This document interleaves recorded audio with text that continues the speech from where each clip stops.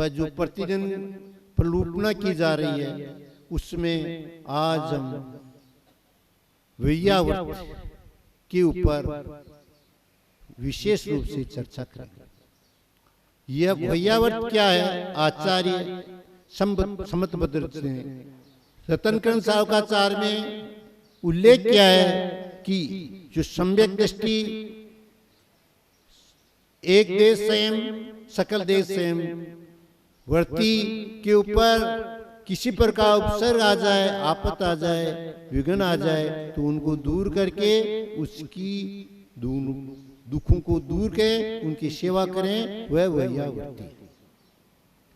आप देखते हैं कि साधु संतों के ऊपर जब ध्यान में बैठे होते हैं, कितनी दफा उपसर्ग आया करता है। वह देव कृति हो सकता है, मनुष्य कृति हो सकता है, प्राकृतिक और पशु कृति हो सकता है। उनके यदि संकट आ जाए, उपसर्ग हो जाए, तो श्रावक का क्या फर्ज है? सारे कामों को पहले बंद करे, पहले उनको उपसर्ग को दूर करके क्या करे? उसकी वैयावर्ती करे। चेलना और सैनिक की आप जब अपन कथा पढ़ते हैं, उनका चित्र को सुनते हैं। यशोधर राजा जंगल के अंदर ध्यान कर रहे हैं। चेलना ने राजा सैनिक के गुरु का अपमान किया था, तो सैनिक के दिल में आ गया कि मैं भी चेलना को उसके गुरु का निरादर करके कुछ शब्द सिखाऊं। क्या करता है? यशोधर राजा जंगल में एक मरे हुए सर्प को उनके गले में डाल देता। राजा सैनिक 2 दिन बाद चेलना को कहता कि मैंने तेरे गुरु के सिर गले में सर्प डाल दिया। वह तो चला गया होगा, वहां थोड़ी बैठा होगा। परंतु चेलना को विश्वास था कि मेरा गुरु है, निर्ग्रंथ है, वह कभी उपसर्ग के टाइम जब तक उपसर्ग दूर नहीं होगा वहां से नहीं जा सकते। प्रातः दोनों चेलना और राजा सैनिक आते हैं, उन देखते हैं तो साधु संत वहां बैठे हुए जीव का त्यों अपना ध्यान में मग्न है। सर्प गले में डला हुआ है, उसके कितने जीव कीड़ियां वगैरह उसके ऊपर सिर पर विघ्न डाल रही है। रानी चेलना ने उसके विघ्न को दूर किया और राजा सैनिक देखता रहा। जब विघ्न दूर हो गया, उपसर्ग दूर हो गया, महाराज का जब ध्यान से विचलित हुए, तो दोनों को उसने आशीर्वाद दिया। क्या आशीर्वाद दिया? बराबर का आशीर्वाद दिया। जिसने उपसर्ग किया उसको वही आशीर्वाद दिया, और जिसने उपसर्ग को दूर किया उसको वही आशीर्वाद दिया। यह संत परंपरा। जब ये बात राजा सैनी ने देखी तो वो बड़ा चिंता करने लगा। जब उससे सब डाला था गले में, तो 33 सागर की नरक की आयु बंद कर लिया था। परंतु जब उसने महाराज का आशीर्वाद देखा कि महाराज ने दोनों को ऐसा आशीर्वाद दे रहे हैं, उसके मन में ये आ जाती मैंने बहुत अन्याय किया है, पश्चाताप करता है। तो जो उसने 33 साल की आयु का बंद किया नरक का, वो क्या 10,000 वर्ष 84,000 वर्ष रह जाता। 84,000 वर्ष रह जाता बंधु। कितना पश्चाताप से उसको कर दिया। रानी चेलना एक ऐसी महिला स्त्री रही जिसने राजा सैनिक को नरक से निकालकर 33 साल की गाय निकाल कर तीर्थंकर प्रकृति का बंद करा दिया। तीर्थंकर प्रकृति का बंद करने के लिए वैयावर्त आवश्यक है। तो ये वैयावर्त हुआ नहीं हुआ, उसने भी वैयावर्त का किया। तो उसने तीर्थ जो अगली 24 के अंदर मां पद्मनाभ का प्रथम तीर्थंकर होगा। बंधु वैयावर्त का महत्व बहुत ज्यादा बताया। ये निर्गन साधु धरती के देवता आपको जो नजर आ रहे हैं ना, ये इनको ये आपका बड़ा सौभाग्य है। आज के 70 साल पहले हम जब बालक थे ना, जब सुना करते थे कि दिग्गम मुनि गिनती के दिखते थे बारिश के अंदर। शांति सागर जी टाइम 25-30 दिगंबर मुनि थे। ये तो आज आपका पुण्य है कि आपको दिगंबर संत नजर आ रहे हैं। ये कलिकाल के अंदर आचार्य ने लिखा है, कलिकाल के अंदर जहाँ अन्न का कीड़ा है जहाँ उसको विषय का साय विस्तार रखते रहता है, वहाँ भी ऐसे संत दिगंबर जो एक विहार करते हैं, जिनका क्या है, एक बार आहार लेते हैं, सर्व परिग्रह से त्याग होते हैं, सब सर्दी गर्मी बरसात में सहन करते हैं। ऐसे का समागम आप लोगों को मिले और उसका आप सदुपयोग नहीं उठाओगे तो क्या होगा, आप अभागे रह जाओगे। हम बार बार आप लोगों को यही उपदेश दे रहे हैं कि भैया ये संतों का समागम मिला है, कुछ व्रत नियम संयम दान कर लो, उनकी सेवा शुश्रूषा कर लो, पुण्य कमा लो, फिर मिलने वाला नहीं है। आज गुजर साहब पधारे, इन्होंने जिस प्रकार से अपना वक्तव्य दिया बड़ा सराहनीय है। ये इनकी विद्वता का परिचय है, ये कि आपने जैन धर्म के सिद्धांत को समझा और उसको अनुसार आपने संत का महत्व में समझा। संतों की सेवा करना, उनसे करना अपना क्या होता है, सम्यक को प्राप्त करते हैं और अपना जीवन को कल्याण कर लेते हैं। तो ये आपको ये कह रहे थे हम कि ये जो कहा जा रहा है कि अब जैन आगम के अंदर किसी की मूर्ति, किसी की जो कागज की जो चित्र होते हैं या कोई जो पोस्टर होते हैं या कोई, तो उसकी पूजा नहीं होती है।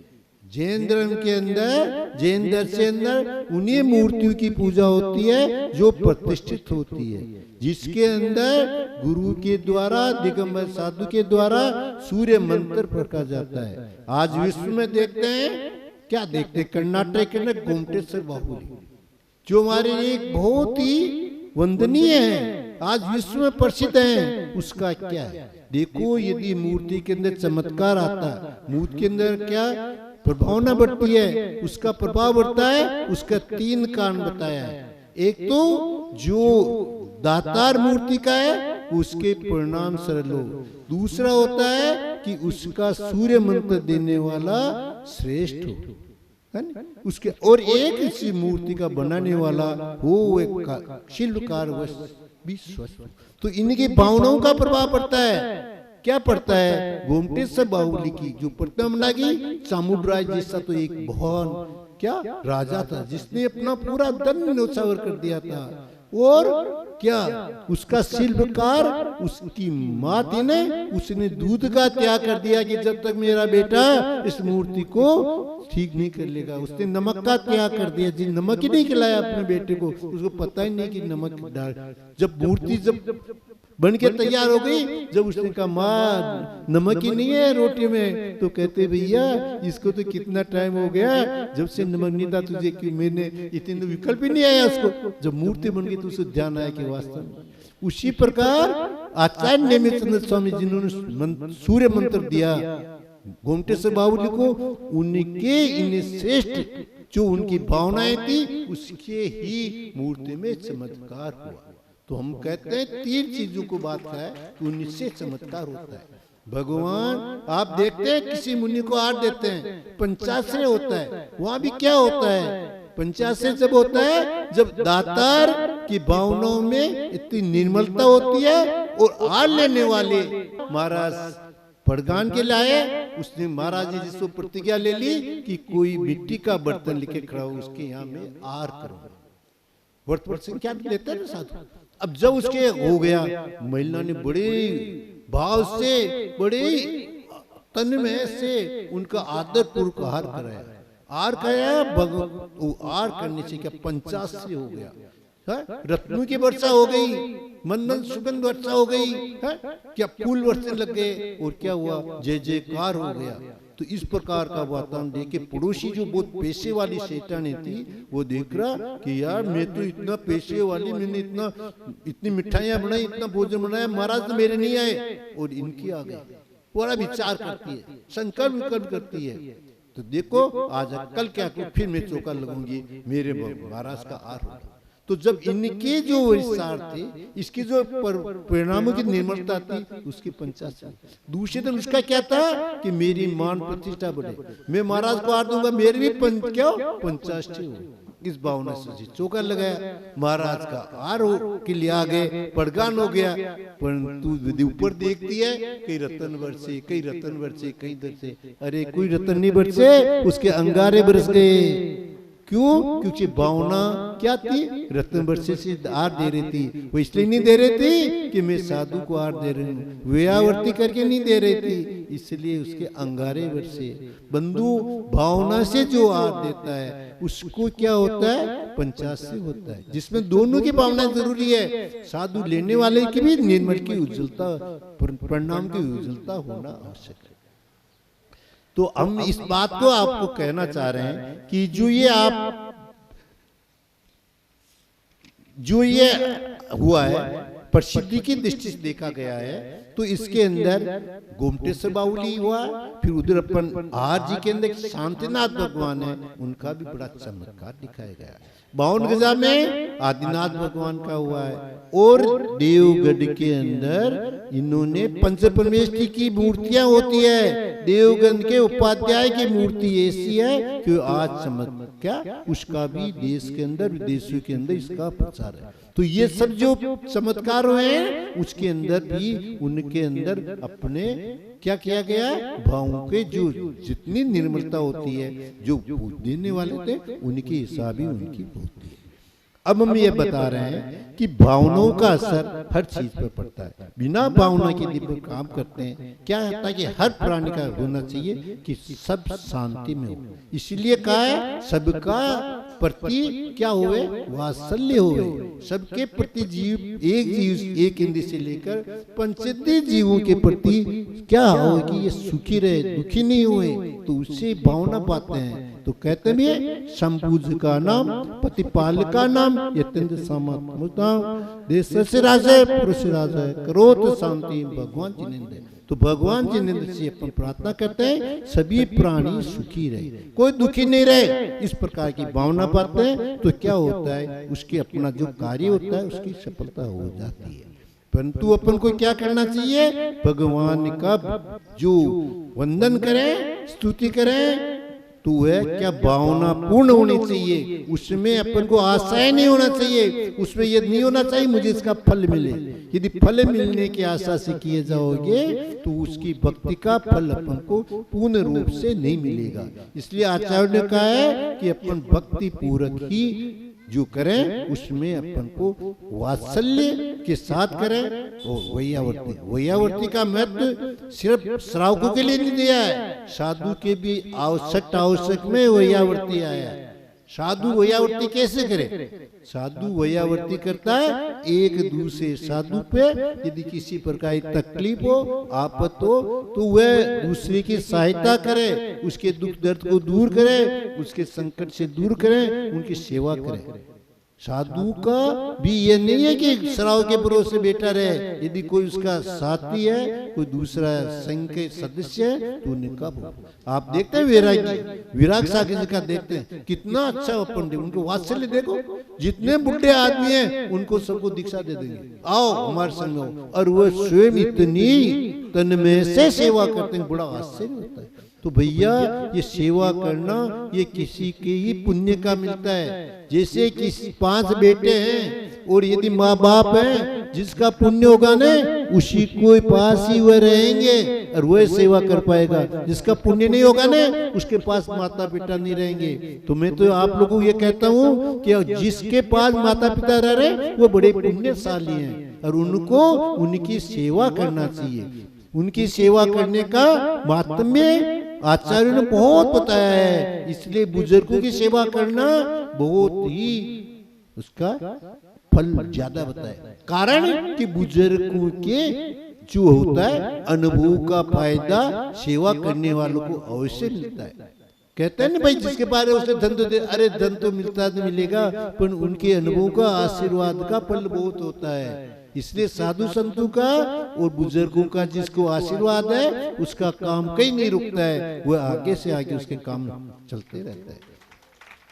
बंधुओं, हमको इस कामों को बढ़ाने के लिए, इन सब के करने के लिए कुछ अपन को अपना त्याग करना पड़ता है। जैसे यदि कोई साधु बनना चाहता है तो साधु बनने से पूर्व पहले क्या करे? अपनी कसाइयों को त्याग करे। सिर्फ ये नहीं, मुंडन से काम नहीं होता है, उसका मुंडन कराने से पहले अपनी कसाइयों का मुंडन करना जरूरी है। साधु बनना बहुत अच्छा है, इजी भी है, परंतु उसके पहले कुछ चीजों को सीखना जरूरी है। जब तक नहीं सीखेगा, अनुभव नहीं करेगा, साधु बन जाएगा तो वो बड़ी तकलीफ में हो जाएगा, वह सहन नहीं कर पाएगा, पद से भ्रष्ट हो जाएगा। इसलिए आचार्य ने कहा है कि कोई भी कार्य किया जाए उसके पहले प्रैक्टिस की जाए। साधु बनने का जैन आगम में एक समाधि एक बताई गई है, समाधि के द्वारा क्या अपने जीवन का कल्याण कर सकते। समाधि क्या होता है? शरीर को कस करके, कसायों को कस करके अंत समय में होश वास के अंदर ध्यान से अपने प्राणों का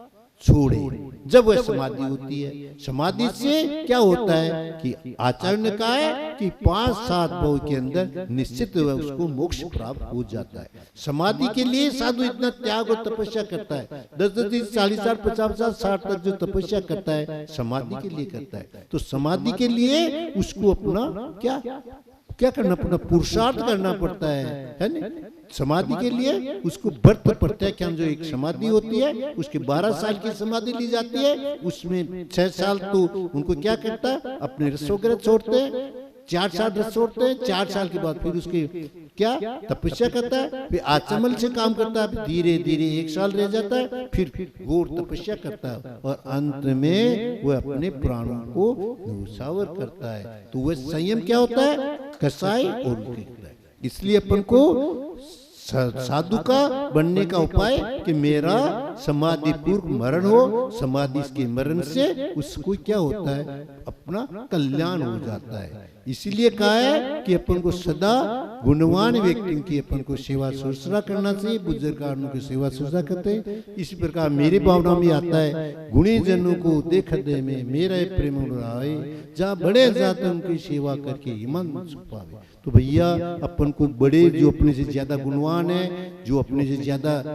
तपस्या में, शील में, व्रत में या किसी प्रकार बड़े साधु अपने से, तो उनको देख के और उनके गुणों को देख के अपन को प्रसन्नचित्त होना चाहिए, अपन को खुश होना चाहिए, उनका आदर सत्कार करना चाहिए, अपन को उनको उनके गुणों का स्मरण करना चाहिए कि हे प्रभु मेरे के अंदर भी ऐसे गुण आवे। जैसे भगवान की प्रतिमा देखते हैं, दर्शन करते हैं, तो अपन क्या प्रार्थना करते हैं, हे भगवान आप जैसे मेरे तद गुण लब्धि, आप जैसे गुण मेरे के अंदर आ, मैं भी आप जैसा बन जाऊं, मेरे भी जो कर्म आवरण लगे हुए हैं वह दूर हो जाए, राग देश दूर हो जाए, मैं भी एक क्या वीतरागी बन जाऊं। तो ये भावनाएं अपन को हर समय पाते रहना चाहिए, जिससे कि अपन अपना कल्याण कर ले। अंत में मैं आप लोगों को गुजर साहब पधारे, उनको मैं बहुत बहुत आशीर्वाद देता हूँ कि आपने अपना समय निकाल के और यहाँ पधारे।